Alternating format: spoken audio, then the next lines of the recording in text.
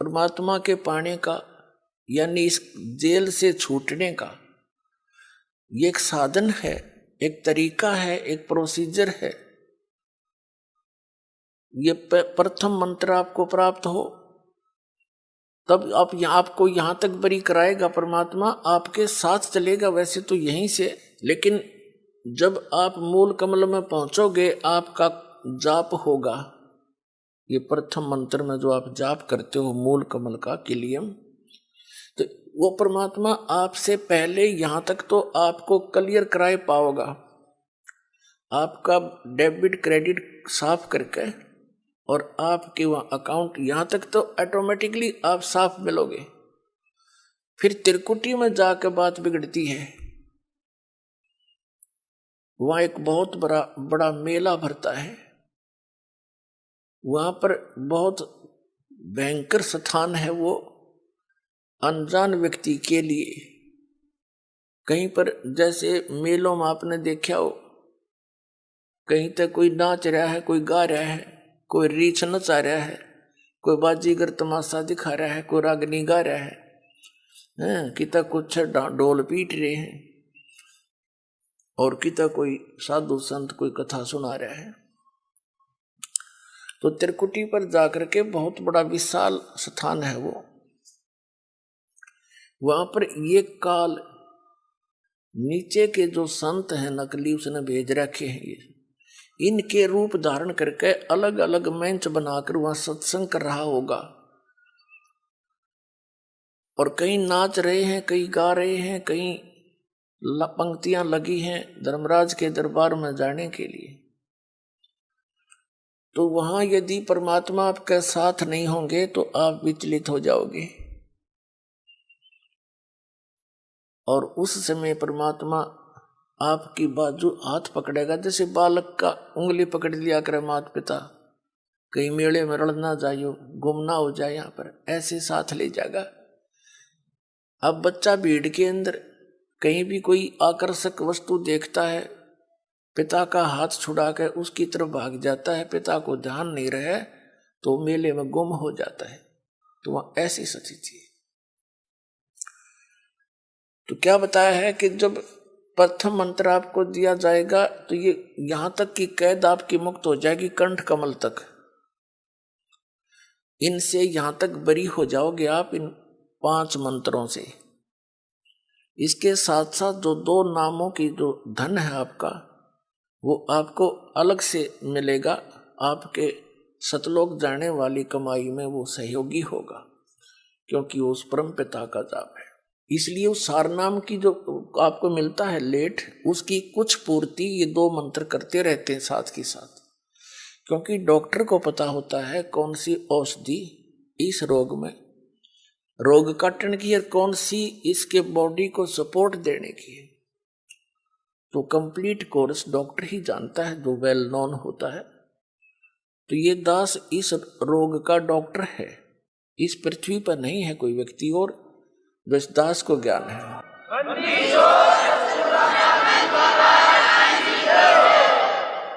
जब आप त्रिकुटी पर पहुंचोगे तो वहां आपको इस दास के रूप में परमात्मा मिलेंगे। तो उस जैसे हमने सबसे पहले पति भर्ता पद पर आना पड़ेगा, वैसे तो इस ज्ञान के आधार से दास ऐसा आपको दृढ़ कर देगा, दूसरे संतों की आपने बात भी नहीं सुहावेगी, क्योंकि उनके पास अध्यात्म ज्ञान नहीं है, अटपट है। तो उस त्रिकुटी के उस मेले में वह कई सत्संग भी कर रहे होंगे, आप उधर देखो भी कोई ना कि तो बांडे हैं नींद में, जिनका पास कुछ नहीं है। ऐसी भावना जैसी आपकी यहाँ भावना है, जैसे विचार है, तो वहां ऐसा ही होगा जैसे स्वप्न में जैसे विचार हैं, जैसे आपकी क्रियाएं हैं, तो स्वप्न में भी वही कई बार क्रियावान हो जाती है, ऐसा वहां रहेगा। तो जैसे आप जी ने दास दिखाई देगा, आप दौड़े दौड़े जाओगे, गुरु जी वो खड़े चलो चलो सारे और भी भाई बहन जो साथ होंगे सबको कहो कि चलो वो खड़े गुरु जी सामने, वहां देखो। जैसे अब आपका भाव बना है वैसे तो स्वभाव है साथ श्रद्धालु का। ये नकली गुरु भी दिखाई देते हैं, उनके ऊपर भी ऐसे ही झूम जाते। एक हीरो हीरोइन दिख जाती है तो वहां भी झूम जाते। ये तो स्वभाव है इस मन का, इस जीव का। लेकिन अब इस स्वभाव को हमने सदुपयोग करना है, ठीक ठिकाने करना है इस भाव को। गलत ठिकाने से हम यही फंसे रह जाते। तो फिर परमात्मा आपको इस 2 अक्षर के मंत्र का अकाउंट कराओगा वहां वकील बनके। और इनके जैसे दास आपको यहां दिखाता है ना, इसमें ये लिखा, इसमें ये लिखा, इसमें ये लिखा, तो कानून की किताब है ये यहाँ ये परमात्मा की। तो ये दास के रूप में भगवान उस न्यायाधीश को दिखाएगा, देखो आपका विधान है, सर्वधर्मान परित्यज माम एकम शरणम व्रज। और आपका मंत्र है आपके यहाँ के भगवान का 8वें अध्याय के 13वें श्लोक में गीता जी में, ओम इति एकाक्षरम ब्रह्म व्यवहार माम अनुसमरण यह प्रियाति तन तन देह सयाति परमाम गति। ओम से मिलने वाली जो साधना है आपके ब्रह्म की, ये ओम मंत्र है। ये इसने जाप किया है, इसकी मजदूरी है, ये अपना इसका नोट करो। फिर ये 500 यज्ञ जो आप यहाँ करते हैं, इन 500 यज्ञ का अकाउंट भी इसी को देना होगा। वो सारे के सारे तैयार करके कागज तैयार रखेगा भगवान, उसके दरबार में जमा करा देगा। फिर कहेगा कि ये ओम नाम का जाप आपकी कमाई है, रुको, बाकी इसका अकाउंट क्लियर करो। 2 मिनट में साफ मिलेगा आपका। क्योंकि गुरु आपको यहां से लेकर और सतलोक तक आपके साथ रहेगा, यानी परमात्मा रहेगा इस दास के रूप में। तो इसलिए आपके विषय में बताया है।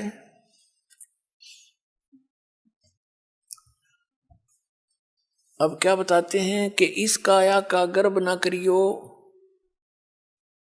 के काला के गोरा रे, और बिना वजन कुछ काम नहीं आवचे, इसके एतर छिड़को चारों ओर रे। यह तो माटी है, और इससे ये जीव निकलने के बाद इसको 2 दिन रख कर दिखा दो घर में, इसमें कीड़े चल पड़े।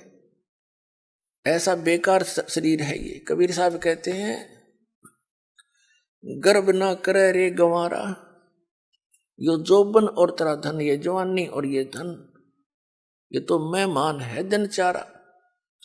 फिर बताते हैं, पशु के चाम की त जूते बन जा, नौबत और नगाड़ा, और नरदे ही कुछ काम ना आवे, जड़बुझ हो जा छारा, यानी राख हो जाती जड़ के। या तो उस काम भी ना आवे, जूते बन जा, कोई नगारा बन जा, या कोई और काम आ सकती। ये तो केवल एक का काम आ सके, भगवान पाने के लिए। तो फिर क्या बताते हैं, इस काया का गर्भ न करियो, के काला के गोरा रे। इसने कभी किसी के खरोंच आ जा थोड़ी सी, अंदर मटेरियल सारा एक जैसा सबका, चाहे कोई गोरा है चाहे काला है, ऊपर ऊपर की पॉलिश का अंतर है बस, अंदर मटेरियल सेम है। और इसमें मटेरियल क्या है, कभी कोई कुत्ता मरा हुआ देखा हो आपने सड़क के एक्सीडेंट में, उसका वो आंत बाहर निकली पड़ी होती है, देखने में दिल भी ना करे, उल्टी पड़ जाए, कहीं टट्टी निकल रही है, कहीं पेशाब, और कहीं उसका आंत सारी बाहर पड़ी है, मांस पड़ा है। यो सांग है जिसने आप ठाए फिरो हो, और इस मांडी पाक रहे हो, धरती तोल रहे हो, कभी कुछ पॉलिश कर रहा है, कभी उसको पाउडर ला रहा है, स्वस्थ रखने के लिए इस बॉडी को, क्योंकि इसकी हमें घनी जरूरत है, उसके लिए आप इसकी आवश्यक औषधि वस्तु प्रयोग कर सकते हो, उससे एक्स्ट्रा करते हो बकवाद है। और भगत ने बकवाद स्वभाव नहीं, चला नहीं इस भक्ति मार्ग। इसको वही समझें जो यो मटेरियल है, इसे अलग सोचकर हम इसकी कोई और ज्यादा चकाचौंध करने की चेष्टा करते हैं तो हम भगत नहीं है। हमने समझा नहीं है ये क्या वस्तु है, और ये इतनी अनमोल है। वैसे तो यह मिट्टी है, लेकिन इस मिट्टी से हम सोना बना सकते हैं, मोक्ष रूपी सोना, और इसके अतिरिक्त वो हो नहीं सकता। तो कहते हैं ये देही सोंगी नहीं, ये महंगी रत्नों मोल है। या मेरी सस्ती भी ना समझना, ये बहुत कॉस्टली है। असंख्य जन्मों के बाद दाव लगता है इस मानव शरीर का, और इसको हम उसी पशु पक्षियों की क्रियाओं में नष्ट कर जाते हैं। तो परमात्मा कहते हैं धिक्कार है तुम्हारे जीवन को। अब इसको हम सफल करेंगे मनुष्य जीवन को। इसके बारे में बताते हैं, इस माया का गर्भ ना करियो के हाथी के गोडारे, और जोड़ जोड़ धन बहुत बटोड़ा लाखों और करोड़ारे। कबीर साहब कहते हैं कि सर्व सोने की लंका थी वह रावण से रणधीरम, एक पलक में राज विराजी फिर जम के पड़े जजीरम। सारी सोने की लंका बनाए बैठा था कुबद्दी, सोने के जैसे हम गारा मिट्टी के ईंट बनाते हैं, ऐसे सोने की ईंटें बना के और सोने की गारा से उसको चढ़ा रखा था। और कहते हैं एक पलक में राज विराजी, राज से विहीन हो गया एक सेकंड में। और फिर यम के पड़े जंजीरम, काल के दूत ले गए उसे न जकड़ के। हमें ये दंत कथा सुनाया करते ये आचार्य और शंकराचार्य, हमारे धर्मगुरु, ये मंडलेश्वर संत।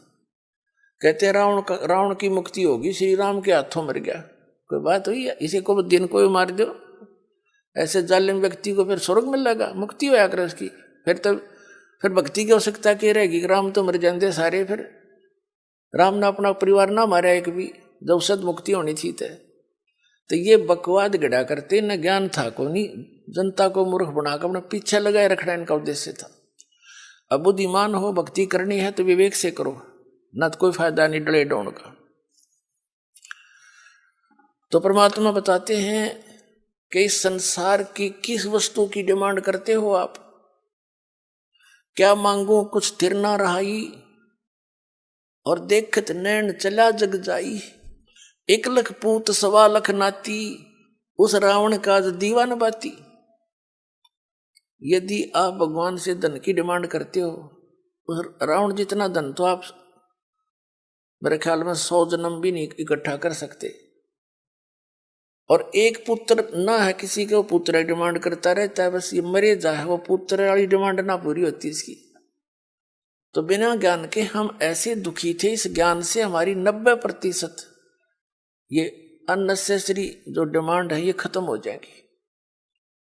और फिर भी आपको किसी चीज की आवश्यकता है तो भगवान दूर नहीं है, वो वस्तु देगा जो आपके भक्ति में बाधक ना हो। जैसे डॉक्टर है, डॉक्टर रोगी को वही चीज अलाउड करेगा खाने के लिए जो उसके रोग में सहयोगी हो, बाधक ना हो।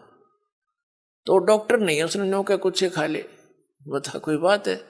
ब्लड प्रेशर का मरीज और उसने घी खवावे और वो घी खाना चाहता है और डॉक्टर कहे खा ले, तो डॉक्टर नहीं है, वो तो दुश्मन है उसका। तो हम आपको वो वस्तु कति अलाउड नहीं कराएंगे जो आपका जीवन नाश कर दे, यानी भक्ति नाश कर दे। आप भक्ति करियो चाहे ना करियो, ये कोई बालकों का काम नहीं है। ये मैं कोई डूम बाट नहीं, कोई मांगनियां खड़ियां नहीं, एक मैंने रोजी रोटी ना मिल रही थी। इस दास ने इस परमात्मा के प्रोसेस को, इसके सारे ज्ञान को बहुत गहराई से समझा है और तब इसके ऊपर कदम रखा है। और कितने संघर्ष के बाद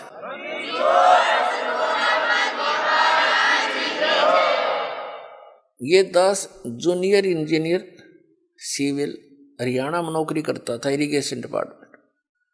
जब से ये ज्ञान हुआ, एक नारी तड़प बनी और ये सोचा करता था कि भगवान ये सभी मेरे जैसे दुखी हैं, सभी परमात्मा के लिए भटक रहे हैं। कोई सालासर जाता है, कोई वैष्णो देवी, कोई अमरनाथ के इतनी भयंकर पहाड़ियों पर चढ़ जाता है, वहां मर भी जाते हैं बर्फीले तूफानों से, फिर भी जाते हैं, अगले दूसरे हिचकते नहीं। और ये ज्ञान यदि आपके बच्चों तक पहुंच जाए, भक्ति तो न करनी है तो या अच्छी भक्ति करेंगे तो काम आओगे, तो डरे ढोरे। और कुछ फिर ये हुआ था कि असंग जन्म हो गया, हमने ये नौकरी करते हैं कि तो बालक पैदा करके न पालते पोसते, राजा भी बन दिए, परमात्मा का विधान बताता है, फिर गधे भी बन गए। तो ये सोचा था दास ने कि भगवान दया करे, उसका प्रचार करूं। जब तक आदेश नहीं था नाम का, तो भक्तों से मिलता था, अपने मित्रों से, रिश्तेदारों से, घर वालों से, सबको कहता कहवाता, और जो समझ जाता नाम दिलवाता था अपने पूज्य गुरुदेव जी से।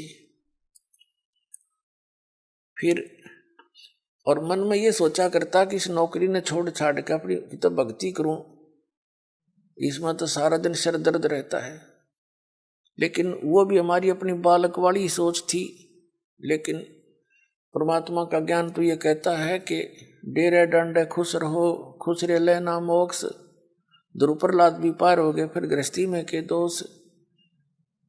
तो फिर दिल सा डटे था। फिर गुरुदेव ने आदेश दे दिया एक दिन के नाम दिया कर तू, आज से मेरा आशीर्वाद तेरे साथ होगा, विश्व में तेरे समान संत नहीं होगा। मैं उनके मुंह की तरफ देख रहा था।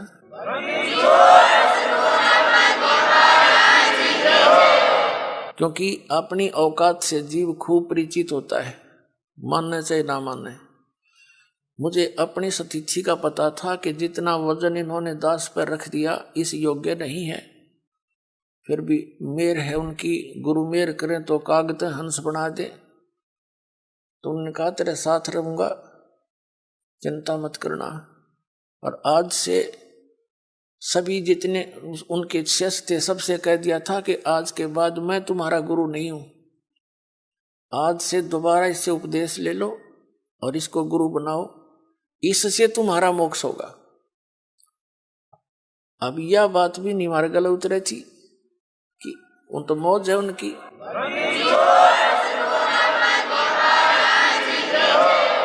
कहने का भाव यह था कि उन्होंने अपना वजन तार दिया। क्यों? उन परमात्मा के हंस थे वो खास, और सुनियोजित तरीके से इस बिचली पीढ़ी तक ये मूल धन लाना था हमने, और वो उनको उनके से द्वारा पार नहीं होने थे, ये पार इस दास के द्वारा होने थे। इसलिए उन्होंने अपना पल्ला झाड़ दिया और अपना वजन कति खत्म कर दिया। मैं तुम्हारा गुरु नहीं हूं, अब ये है वो गुरु जिसकी तुम्हें आवश्यकता है। छुड़ानी के अंदर उन्होंने स्पेशल ब्लॉक सबको सामने कह दिया था। तो बुद्धिमान व्यक्ति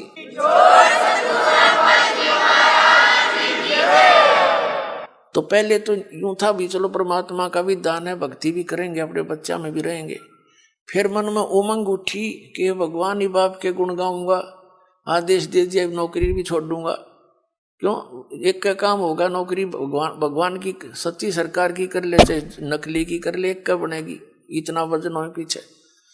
तो फिर ये पाठ सत्संग की अधिकता होगी। सन 1995 में दास ने सर्विस त्याग दी और खुशी मनाई थी कि वहाँ चलो असंग जन्म का झंझट था इब निमट गया, अपना भक्ति करूंगा, अच्छे भगत मिलेंगे, सब तो प्यार तरह करेंगे, ज्ञान सुनाया करूंगा।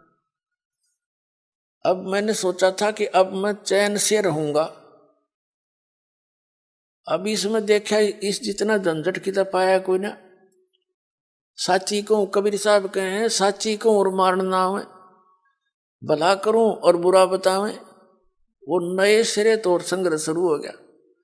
जिस भी गांव नगर में हमने जाकर सत्संग किए थी, 2-2, 3-3 दिन एक घर में पाठ करके हम सत्संग सुनाया करते थे। तो उस नगर के जो वो नकली संत 1-1, 2-2, 10-10, 20-20 सब गांव में बैठे हैं। उनको पता चले वो तो ब्रह्मा विष्णु महेश के बारे में ये कहता है, देवताओं की पूजा की भी मना करता है, ऐसा करता है। तो वो गांव गांव में शत्रु पैदा हो गए। हम नहीं उनको कुछ शत्रु मानते थे, लेकिन वो रोजी रोटी वाले हमें मानने लगे। तो यहाँ तक बात बढ़ती बढ़ती फिर आपने पता है क्रोथा कांड करा दिया इन दुष्ट लोगों ने। ये जनता के हितैषी नहीं, और जिन्होंने भी परमार्थ की चेष्टा की है ये सदा आगे अड़ते रहे। जैसे ईसा मसीह जी ने सच्चाई कहने की चेष्टा की थी, करस करवा दिया इन दुष्ट लोगों ने। कबीर परमेश्वर जी ने सच्चाई की ढोल के डंके पे इन्होंने वो दुख दिए इन नकली गुरुओं ने। कलेजा मुंह को आता, पर भगवान की जब लीला पढ़ता है ये दास पढ़ी नहीं जाती है। आपके लिए भटक रहे हो, और इस दास के लिए क्या हुआ आपको पता नहीं। दास तो खूब गहराई से निकला, या मेरे साथ जो भक्त रहे हैं उनको पता है कितने संघर्ष से ये ज्ञान ऊपर को आया है। लेकिन सारा कबीर साहब का ही रहा है।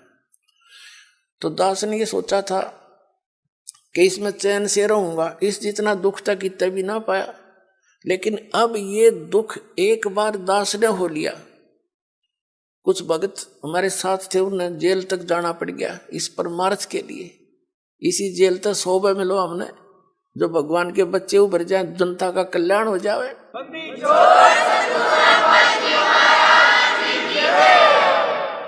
तो उस दिन से लेकर आज तक वो संघर्ष जारी है। लेकिन अब परमात्मा की दया होगी कि परमात्मा के बच्चे इन प्रमाणों को देखकर अब इनका यो ज्ञान समझ में आ गया, इन्हें सो आ गया। पहले तो सुहा हुआ ही नहीं था, टीवी ऑन करें थे और यूं पता ये सुनने को मिल जाए ब्रह्मा विष्णु महेश नासुआ ने टीवी बंद कर दे थे, 36 गाल दास ने दे थे। यो बकवाद करता है, ब्रह्मा विष्णु जी को भी नासवान बताता है, इनके माता पिता बताता है। मैं तो पढ़ कर सुनाता हूं, बताता नहीं। इनका इतिहास लिखा हुआ है और वो तुम्हें पढ़ने को, आप जी को मिला नहीं पढ़ने को, आप समझ नहीं सके। दास तो समझ आ रहा है कि ये लिखा है इनके इतिहास में, तो अब मान गए।